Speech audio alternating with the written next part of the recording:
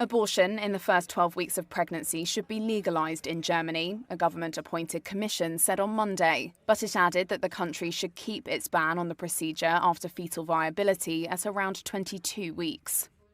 Leanne Werner is one of the 18-member panel of experts in medicine, psychology, ethics and law. The fundamental illegality of abortion in the early stages of pregnancy, currently paragraph 218A of the Criminal Code, is untenable. Lawmakers should take action and make these abortions legal and unpunishable. Women in Germany now typically require counselling to obtain a legal abortion within the first 12 weeks. There are some exceptions, including for victims of violent crime. There are no time restrictions for abortions if the mother's life is in danger.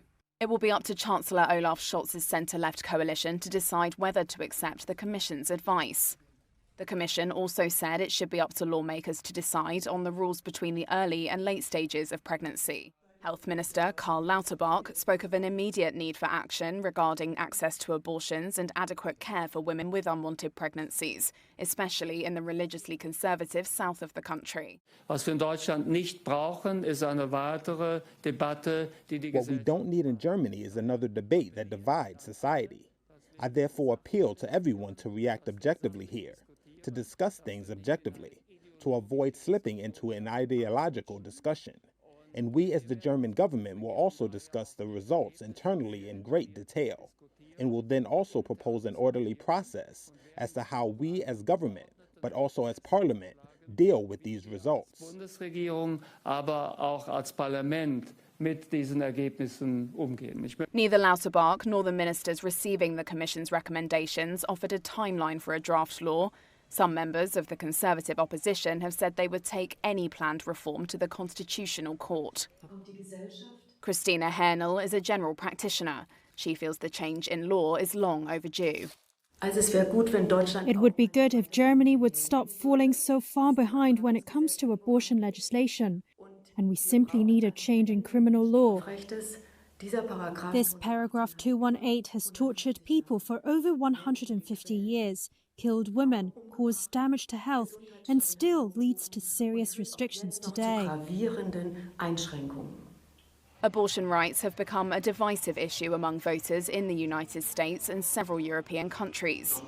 Poland's 2021 revisions to abortion laws made headlines as conservative policies took root in one of Europe's most devoutly Catholic countries. Earlier this year, French President Emmanuel Macron said he wants the European Union to guarantee the right to an abortion in its Charter of Fundamental Rights.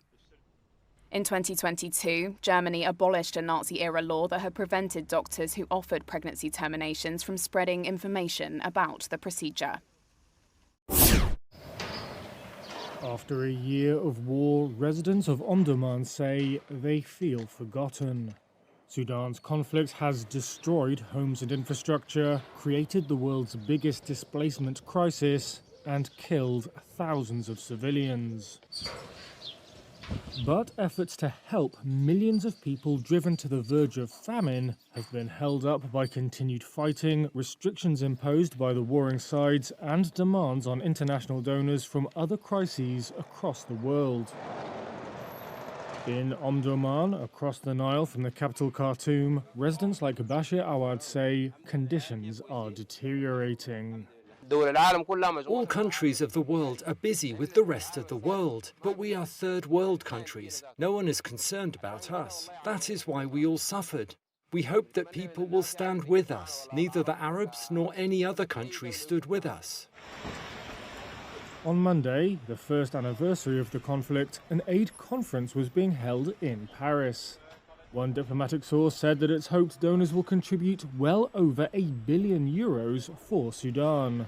The EU will pledge €350 million and France €110 million, three sources said, while the United States will invest a total of $147 million.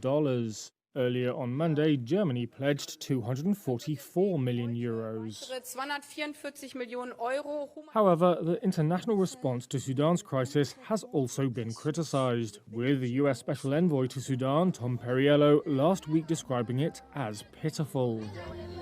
The United Nations has called for $2.7 billion for aid inside the country and $1.4 billion for assistance in neighbouring countries that have hosted hundreds of thousands of refugees.